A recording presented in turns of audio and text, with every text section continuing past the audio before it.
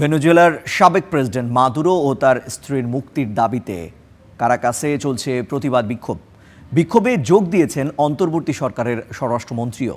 এদিকে অন্তর্বর্তী প্রেসিডেন্ট রদ্রিগেজের বিরুদ্ধে বিশ্বাসঘাতকতার অভিযোগ তুলেছেন বিক্ষোভকারীরা।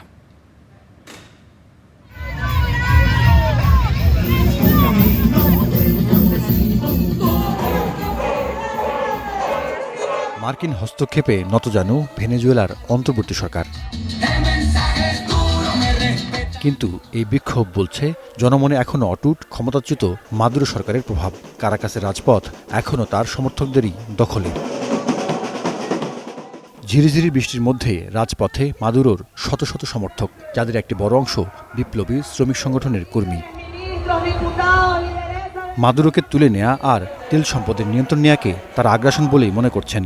মার্কিন পতাকা মোড়া দানবের প্রতিকৃতি যেন সেই বার্তায় তুলে ধরেছে। আজ ভেনেজুয়েলা রুখে দাঁড়িয়েছে। ভেনেজুয়েলা শান্তি চায়, কারণ আমরা স্বাধীন। গণতান্ত্রিক এই মানুষেরা মাদুরোর মুক্তি চায়।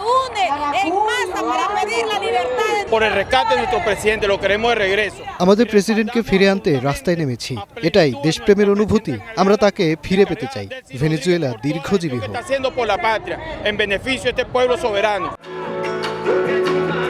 বিক্ষোভে অংশ নেন অন্তর্বর্তী সরকারের মন্ত্রীরাও।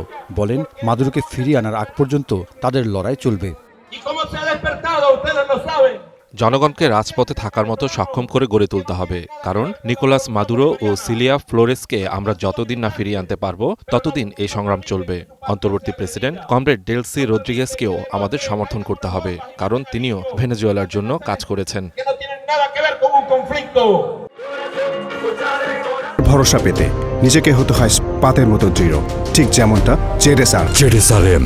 স্বরাষ্ট্রমন্ত্রী এমন এক সময় এ বক্তব্য দিলেন যখন রদ্রিগেজের বিরুদ্ধে বিশ্বাসঘাতকতার গুরুতর অভিযোগ উঠেছে। বলা হচ্ছে, মাদুরোকে তুলে নেওয়ার আগে যুক্তরাষ্ট্রের সাথে তার যোগাযোগ ছিল।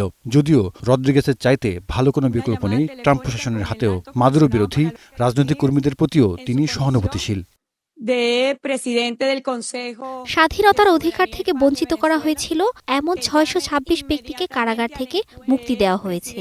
আগামী দিনে সকল রাজনৈতিক দল নিয়ে একটি রাজনৈতিক সংলাপ করা হবে।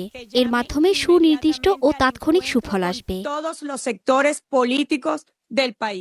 এদিকে পূর্ব প্রশান্ত মহাসাগরে মাদকবাহী আরেকটি জাহাজে হামলা চালিয়েছে যুক্তরাষ্ট্র। মার্কিন বাহিনী একটি ভিডিও প্রকাশ করে জানায়, এতে 2 মাদক কারবারি নিহত হয়েছে। Zahidur Rahman, Star news.